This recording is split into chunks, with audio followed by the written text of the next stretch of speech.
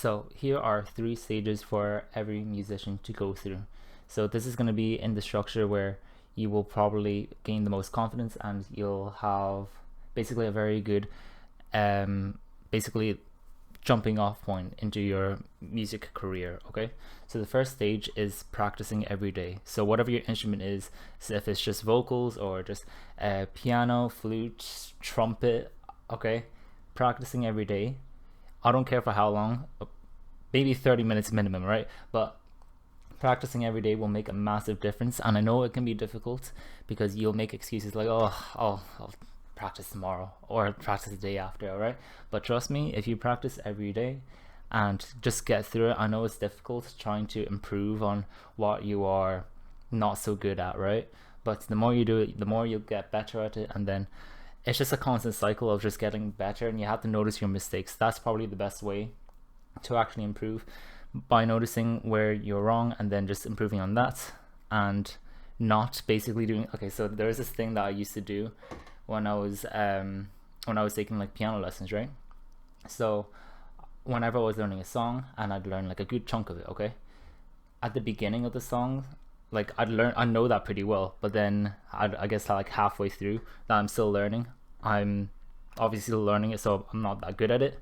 So what I would do every time that I would practice or learn that song just at home, right, I would start from the start, and then I would just I'll just keep playing through it, and it's like, oh, I'm struggling at the part that I'm trying to learn, okay, let me just start at the very start. No, that's not very smart to do.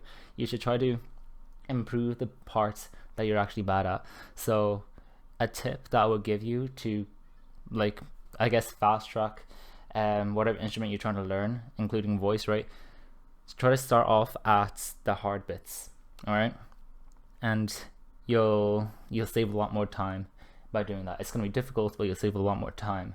Okay, now the second stage is to create music. Okay, so the first stage was to practice, right? That gives you the skill. You have the skill now, okay, but now you want to start creating music. It's going to give you basically your tongue, all right, like you're going to be able to apply lyrics if you want. You don't have to, right?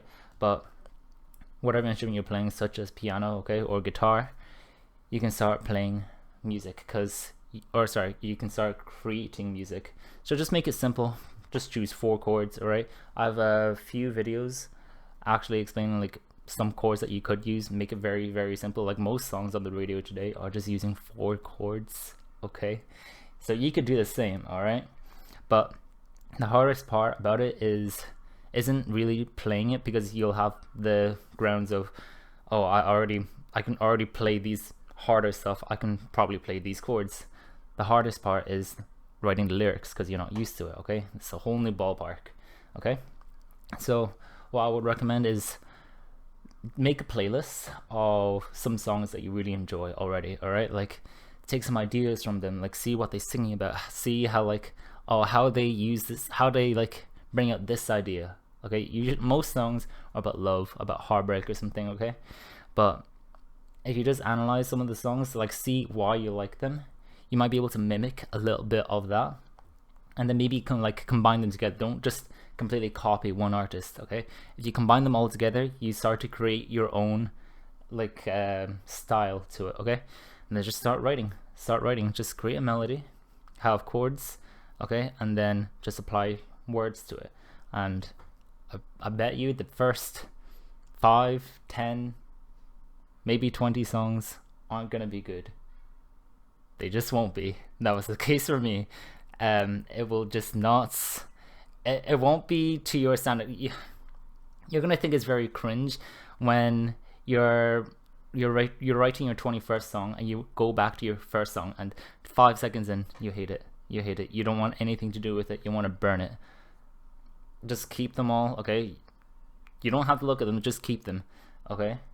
Eventually, one day, you're gonna want to look back at them, okay? It might be quite useful to actually look back at them. It's like a bank for you, alright, to revisit some ideas that you might have actually just matured from, and you'll learn. It's like a diary, basically. Music is kind of like an artist's diary, because it's their own perspective of certain things, or certain things that are happening in their life, okay?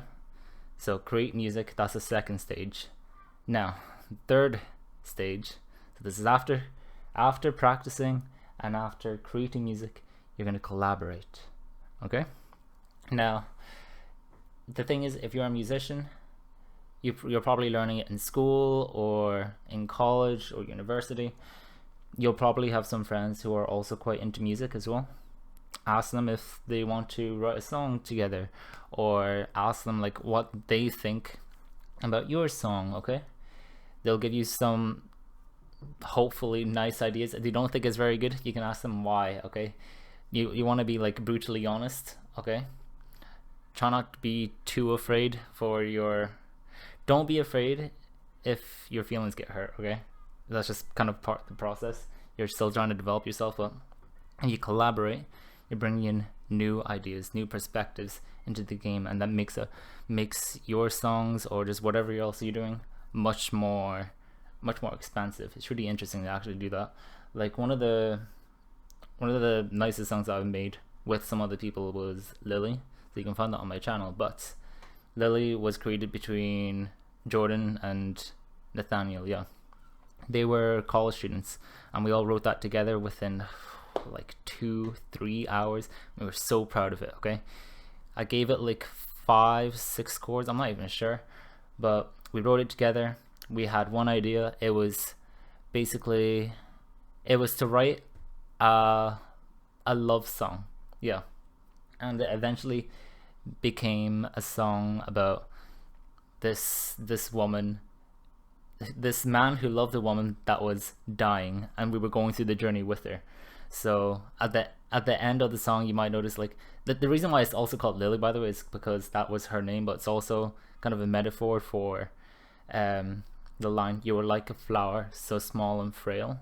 Lilies are like white, and they're quite, obviously all flowers are delicate, and it's also trying to show her like her beauty. So I took that idea from like a poem already. I forgot what it was. It was a poem that I learned from in school.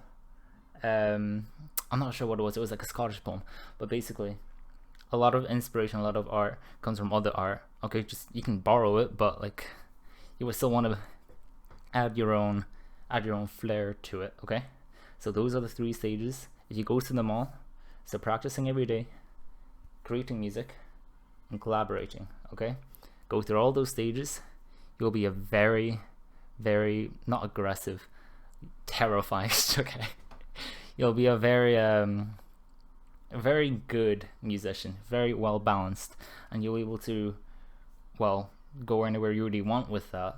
Okay, because you'll be quite competent if you have all those grounds solid. Okay, so each of the stages, I will give them maybe 3 months each, so this would be like a 9-month process. Okay, well, it can be shorter if you really work at it. You'll know, actually no, you won't really know if you're ready immediately, but if you can basically, if you want to move on to the next stage, give it a shot. Try to move on to the next stage. If you feel extremely uncomfortable, like nah, no shot, then just spend a few more a month or another month, or sorry, 2 months on that stage. Okay, so those are the 3 stages. I hope it gives you like some structure, some guidance in your music journey, because when you pick up an instrument, you're kind of thinking like, okay, this is fun, but like, how do I get from doing this to being an actual musician? All right, so I hope this gives some structure. Okay, bye now.